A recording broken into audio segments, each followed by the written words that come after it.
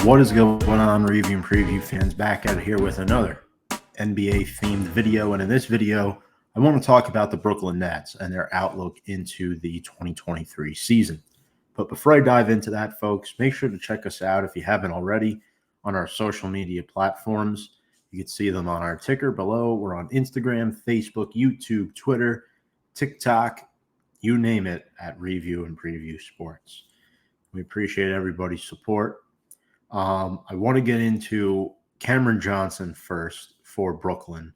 A 4-year, $108 million contract extension signed in the offseason after he was traded from the Phoenix Suns as part of the Kevin Durant deal. This is a 27-year-old who's still relatively young, and he could be a core piece of this Brooklyn Nets rebuild. They got a pretty good return for KD. They got draft picks along with guys like Cameron Johnson and Mikail Bridges. This is a forward who can guard opposing bigs well. He can stretch the floor on offense. You look at his three-point shooting numbers. They're north of 39%, which is very good. Only concern with Cam Johnson was this past year. He was sidelined for 2 months with a knee injury, which was not ideal. It definitely hurt Phoenix's rotation. And I think overall, Phoenix was just very toxic this past year. You had Jay Crowder sitting out of games. You had a lot of internal issues there. Of course, the Monty Williams firing. So Cameron Johnson, this could be a fresh start for him in Brooklyn as well as Mikail Bridges. Since being traded to the Nets, though, last season, he averaged 16.5 points per game, logging just under 31 minutes. He is playing for Team USA in the FIBA World Cup this summer.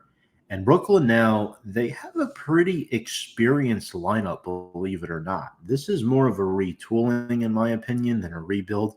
You look at what they got. They got Spencer Dinwiddie back from Dallas. He was a part of the Kyrie Irving deal. Mikail Bridges and Cameron Johnson, who I just mentioned. You have the young piece they drafted in Nick Claxton, the center. You got veterans like Dorian Finney-Smith, Royce O'Neal. You got a good young player off the bench in Cam Thomas. The real question mark is, what about Ben Simmons? Will Ben Simmons play for the Brooklyn Nets again?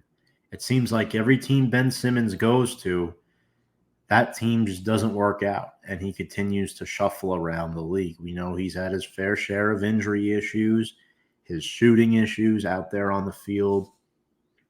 It's been very difficult for him to gain his footing since entering the NBA, unfortunately. And, we've seen a similar track record with James Harden, but to a lesser degree. Harden's talent is phenomenal, and he can score very well, but for some reason, his teams are just never able to get over the top and win a championship, or even get to the championship round for that matter. So I'm also looking at what Brooklyn has done as far as their draft class. They did a really nice job. They got Dariq Whitehead, the young promising player out of Duke, who is still just 19 years old. Jalen Wilson, the 4-year vet out of Kansas, who won a national championship his junior season with Christian Brown, by the way, who's now NBA champion. And then, of course, Noah Clowney out of Alabama. Alabama, arguably the best team in college basketball this past season. So I think adding those 3 players into the mix will bode very well for the Nets. We know Brooklyn attempting to get younger via trading away some older veterans this past season. Joe Harris is a prime example of that. So I'll be interested to see what happens with Brooklyn this season. I do think this contract for Cameron Johnson was a little bit much for him. But as far as their outlook goes, I think Brooklyn is a fringe playoff team this year. I want to see what they can do with this core on the court and try to win as many games as they can. Don't go out and overspend to try to compete. Compete with what you have.